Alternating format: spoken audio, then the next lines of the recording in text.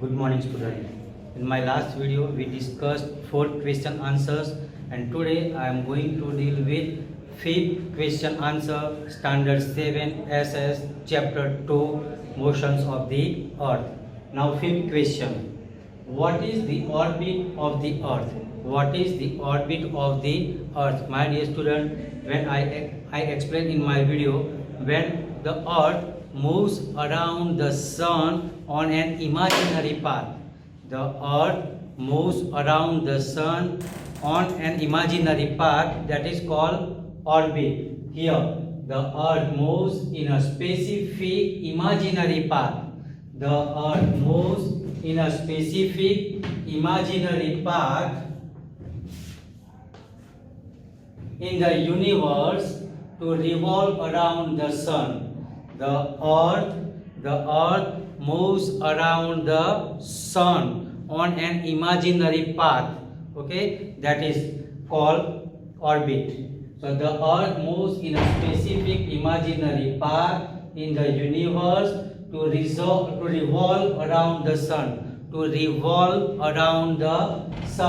and this path is called orbit of the earth. This part is called the orbit of the earth. Now next question is distance between the earth and the sun. The distance between the sun and earth does not remain uniform. Does not remain uniform means that not same. Okay, the distance between the earth and sun doesn't remain same. Why it is different? So here I have written, my dear student, I explained that orbit is not circular. It's not a circular. It is egg-shaped. It is egg-shaped. That's why. Okay. So question is the distance between the earth and the sun does not remain uniform. Give reason why the distance is not the same. Answer. First point. Orbit of the earth is not circular. My dear student, it is not circular. Remember, it is not circular, fully circular. It is elliptical. Elliptical means in Gujarati we say lambgol. In Gujarati we say lambgol. Here in English we say elliptical. We can say oval also. O-V-A-L, oval. Okay, it is elliptical or egg-shaped. It is elliptical or egg-shaped. We have seen the egg. Egg is not a circular. Okay, in Gujarati we say lambgol. Okay, so the orbit of the earth is not circular. It is elliptical or egg-shaped. It is elliptical or egg-shaped. So that is why the distance between the earth and the sun does not uniform, and because of that egg shape, the distance between the earth and the sun does not remain the same. My dear student, my next question here. Norway is one of the country in northern hemisphere. Okay, so Norway is called a country of midnight sun. Norway is called a country of midnight sun. Give reason. My dear student, in your book, the last paragraph is given about the country Norway. Okay, why it is called the country of midnight sun? First point, Norway is located in northern hemisphere. Where it is located? In northern hemisphere, upper part. Okay. Second point, between 21st March till 23rd September. Remember the period, these 6 months. Which are the 6 months? 21st March till 23rd September, the northern hemisphere remains tilted towards sun. We know the earth is little tilted. Okay, 23.5 degree. Okay, so the northern hemisphere tilted towards the sun. Between which period? 21st March till 23rd September. What is? Between 21st March and 23rd September, the northern hemisphere remains tilted, slanting, remaining, sloping towards the sun. Third point, during this period, during these 6 months from March to September, during this period the sun does not set near Arctic Circle in northern hemisphere. During this period, in these 6 months, the sun does not set near Arctic Circle in northern hemisphere between middle of May till the end of July. My dear student, after March, April and May, got it? June, July, after August and September. So this period, middle of May till end of July. Okay, these 3 months. This month, May and July, comes between March and September. So between middle of May till the end of July. Got it? So the sun continues shining even at 12 o'clock midnight. રાત્રના 12 વાગ્યે પણ સૂર્ય દેખાય છે. Okay, so the sun continues shining even 12 o'clock midnight, and that is why, because of this reason, Norway is called a country of midnight. Got it, my dear student? The first thing, when the northern hemisphere is tilted, between which period? From March to September, these 6 months, tilted towards the sun. And my dear student, middle of May till end of July, middle of May till end of July, the sun never sets, and they are shining, and because of that reason, Norway is called a country of midnight sun.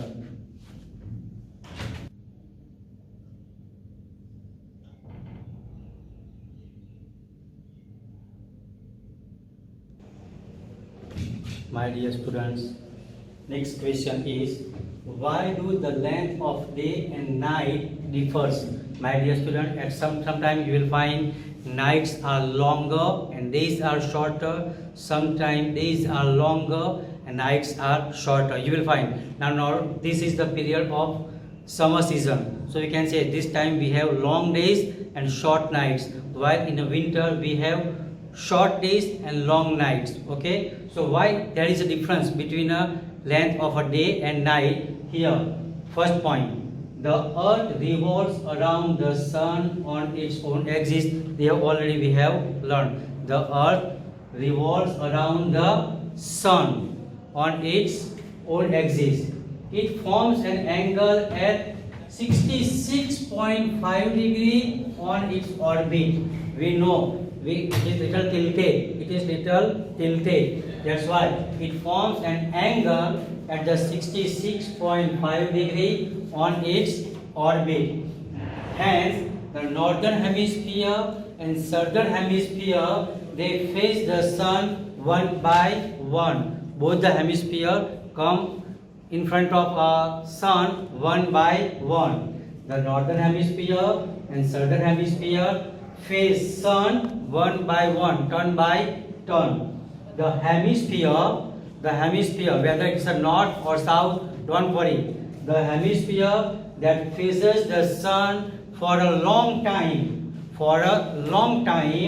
receives straight light of the sun. My dear student, if the sun rays fall straight, if they are falling straight, they have long days. So the hemisphere that faces the sun for a long time receive straight light of the sun, and the days are longer and nights are shorter on those places. Okay, the places which receive straight light, the places which receive straight rays, they have long days. Okay, so the days are longer and nights are shorter on such places. So which places? The places which receive straight light, they have long days. And short nights. My next question is, the sun is never overhead in London. And the sunlight is there till 8 o'clock in the evening. My dear student, see the question. The sun is never overhead on London, and the sunlight is there till 8 o'clock in the evening, whereas the sun is overhead in Singapore. At one place the sun can be seen on overhead, while in other place the sun doesn't come on overhead. Why this difference is there? Got it? In Singapore the sun comes on overhead, while in London the sun never comes on overhead. And my dear student, the length of the day till 8 o'clock evening they have light. Why it is like that? I am going to give answer through the points. First point, the rays of the sun directly fall on equator, 0 degree. Okay, the sun rays fall directly on 0 degree, that is called equator. And the places located near it, the places which are located on equator, they face straight sun rays. Okay, so Singapore lies near the equator. Where is Singapore located? Singapore is located on equator, and my dear student, on equator they receive straight rays of the sun. That is why the sun is seen overhead on it. Why in Singapore the sun comes on head? Because it is located on equator, and on equator they receive straight rays. That's why it is seen overhead in Singapore. Now we'll come to about London. On the other hand, London lies near the Tropic of Cancer.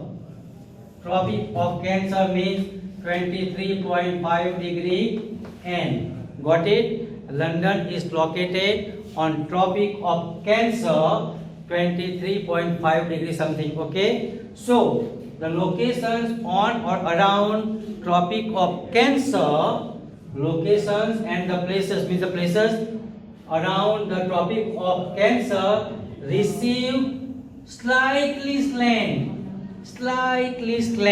not straight, slightly slant. Okay, so they receive slightly slant rays, but for a longer period. Okay, on equator the sun rays fall straight, while on Tropic of Cancer, they receive slightly slanting sun rays for a long time. And that is why, because of this reason, the sun is never seen overhead in London, and that is why the sun never comes on overhead in London, and till 8 o'clock evening they have light. My dear student, on 23rd June, remember 23rd June 1983, there was a final match between West Indies and India, third World Cup. And my dear student, when India won the match, it was already 8 o'clock. Okay, thank you.